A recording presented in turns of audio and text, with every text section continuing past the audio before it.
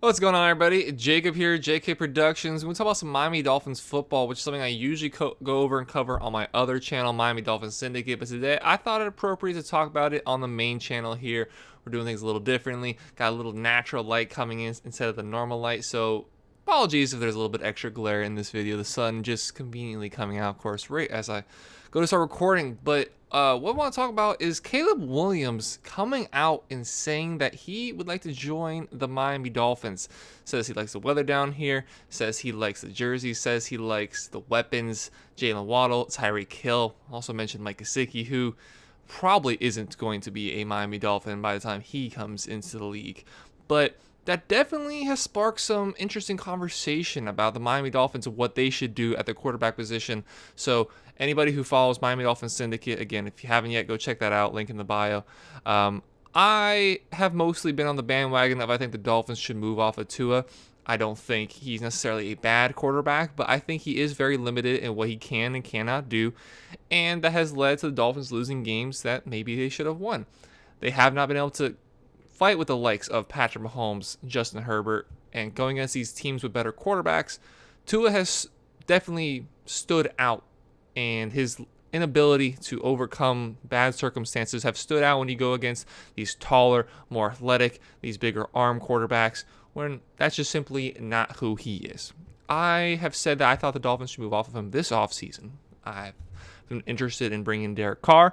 At the time, I was interested in bringing Tom Brady, Aaron Rodgers, Lamar Jackson, just to name a few guys. But now the idea of Caleb Williams being somebody who could potentially be the Miami Dolphins quarterback really changes my mindset as a whole, as a Dolphins fan, and really what my expectations of Tua and the Dolphins are for this coming season. So it looks all but certain that the Dolphins are going to be sticking with Tua unless a trade can be done with Lamar Jackson. I don't think they're going to pursue Derek Carr or Aaron Rodgers. Tom Brady was a maybe, but they ultimately chose to stick with Tua. And it looks like we're going into next season with Tua as the quarterback. And I know we can win games with Tua. I know we can get to the playoffs with Tua. Maybe we win a game. I don't know if we can win a Super Bowl with Tua, even if everything goes right. I'm not sure if that's the case. Maybe it is. Maybe it isn't. I know he has talent. I know he's good enough, quote unquote. But my big thing is good enough ever truly good enough? Glare is coming a little too strong now. So we're gonna close that up a little bit. Is good enough ever truly good enough? I don't want good enough. I want superb. And that is something you certainly get with Caleb Williams. Third in the nation this year in passing yards, just over 4,500 yards, 42 touchdowns, which led the nation, and only 5 interceptions, which was joined 16th in the country. All intents and purposes, was the single best quarterback, maybe even single best player in all of college football this year. He's got a pretty good arm, great mobility. He's the closest thing we've seen to Mahomes that actually might live up to the hype. Trey Lance, we saw with him, still not sure whether that's going to materialize or not. He won the Heisman Trophy this year, and in the 2 biggest games of his season, arguably, they did lose at the beginning of the Pac-12 championship game against Utah, and then the Cotton Bowl, I believe it was, against Tulane. They lost, but it wasn't necessarily because of him. Against Utah, 363 yards, 3 touchdowns, and an interception. And then against Tulane, 462 yards, 5 touchdowns, and an interception. They did not lose either of those 2 games because of Caleb Williams. He is by no means the fault for why USC did not make the top 4 and make the college football playoff. He would be the first overall pick, undoubtedly, if he were able to be eligible this season. He's not. Bryce Young, CJ Stroud, take your pick as to who the first overall pick is going to be. But next year, without a doubt, no matter who is picking the first pick, one way or another, whether by trade or whether it be that's who the worst team in the league is, it's going to be Caleb Williams, number 1 overall. And I will point out, he doesn't really have a choice. Wherever he gets drafted is where he gets drafted, and that's who he gets to play for. But the Miami Dolphins, a team that is reluctant to move off of Tua, and there's not a clear sidestep to go get somebody who you know is going to be better and reliable for not just next year, but for the years beyond. Caleb Williams is something without a doubt I would move off of Tua for. If I'm the Chicago Bears and Justin Fields is still the quarterback, obviously, if I'm the Bears and Caleb Williams was on the board, I think I'd move off of Justin Fields for Caleb Williams. I wouldn't move off of Justin Fields Stroud or for Bryce Young. Would not do it. I think he is better than both of the two of them. I think he had a better career at Ohio State than C.J. Stroud did. I think he has more attributes. I think he's more athletic. I think he has a bigger arm. They both have a pretty big arm, but I think it's a bigger arm. And I think he's overall a better player than Bryce Young. He's kind of small. He is undersized. He is athletic. He's got a decent arm. But we have seen things with Alabama quarterbacks. He isn't that far off of what Tua was as an Alabama quarterback. Just a little bit extra athleticism, but he is still pretty small. Caleb Williams isn't the biggest, 6'2", 215 pounds, but Caleb Williams, what he can do on the football field, how he can light up, how he can come over to USC, obviously coming over with his head coach, but in his first season with the program, his sophomore season, win the Heisman Trophy, throwing over 4,500 yards. Again, none of the losses they sustained last year were really on him. Oklahoma. USC just couldn't defend anybody. And that's what we saw against Tulane, where they had that big lead and then Tulane chipped away at it.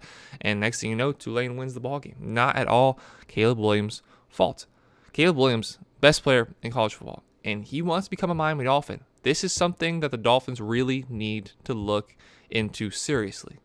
And it does then give them the excuse to stick with Tua this year, so it at least pushes everything under the bed, and you can just go into this season with Tua as your quarterback and not have to answer any questions like that. Like, look, we're sticking with Tua. He is our guy. And whenever anybody says that, whenever you have to be asked that question, if they say they're their guy, it is always for now. They're not going to say for now. And if they do say for now, then they might not be in just a few days' time.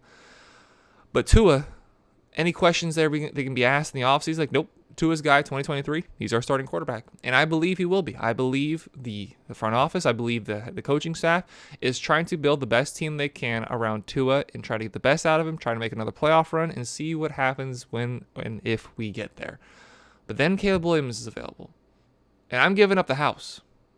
What did the Washington Redskins, now Commanders, give up for RG3? What are the Chicago Bears going to get for that first overall pick if they do elect to trade it? Whatever they gave up, I'm giving up more to get Caleb Williams. I believe he very much can be Patrick Mahomes from what we've seen him to be. There are obviously differences in his game. Patrick Mahomes, I believe, is a lot more, I don't know if reckless is the right word or carefree, but that's what makes him him. I think Caleb Williams is a little more methodical, but it works because he still has that incredible athleticism. He still has incredible playmaking ability, and he has made mistakes. He has had those interceptions in those big games, and especially down towards the end of the game against Utah, that interception. Those are things that are fixable, and you have an incredibly talented young man who I believe is going to come into the NFL, and whatever team he goes to, that team is going to see success. I believe he's very much on par with the Trevor Lawrence type prospects, like the Andrew Lucks, the John Elways. This is a guy that stands above the entire college football landscape. He showed glimpses of that in his freshman year at Oklahoma, finished around 1,500 yards, but a lot of those were cameo appearances, didn't really get the starting job till later on in the year when they realized Spencer Rattler is just a mess. He is who we thought the next Mahomes is going to be. He's way too much of a wild card. Takes too many risks, and now we'll see him going into his senior season, whether he's able to wrap it all together and be the guy we thought he could be, and then go into the next draft and really improve his draft stock. But Caleb Williams, we know, as things stand, we know what we're getting with him. We know what we're getting with Caleb. An elite prospect, does everything well, and really looks like he's going to be the next version of Patrick Mahomes. If you're a Dolphins fan, what do you think of that? That excites me. That certainly excites me. I like Tua. I don't love Tua. Tua, I always say, is on probation for me. Tua is what he is last done. If he goes out and plays well, like we've seen him play last year, did great against bad teams. He got us off to a 3-0 start, and then he got hurt. When he plays great, I'm supporting him. I'm loving it. I will always root for somebody who is in Aqua to do their best. When he's playing great, great. When he's not playing so great, that game against the Chargers, the game against San Francisco, he gets hurt, plays bad, and gets hurt against Green Bay. Then you look at him for, unfortunately, sometimes who he really is. A short, unathletic, not the best arm in the world. He relies so incredibly much on his accuracy that sometimes does let him down. He has to play such a specific type of way for the Miami Dolphins to win and for him to have success that I think it's just better off going and get somebody who can make plays by himself. He's a playmaker. He's got a good arm. He's athletic. I think that makes the organization as a whole relax because you have somebody you can rely on instead of, like we have here with Tua, somebody who you're constantly trying to carry along and make him look his best and make him look like you're making the right decision. I think we can win with Tua, but going out and getting Caleb Williams next year would be incredible for the Miami Dolphins.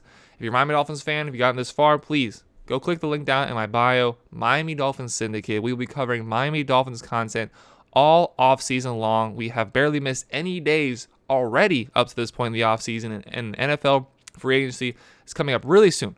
So if you'd like to see more Miami Dolphins content, please click the link down below. Please subscribe over here to JK Productions. Like, comment what you think about Caleb Williams and the possibility of him joining the Miami Dolphins. Thank you all very much for watching. Have a great rest of your day. Take care, everybody.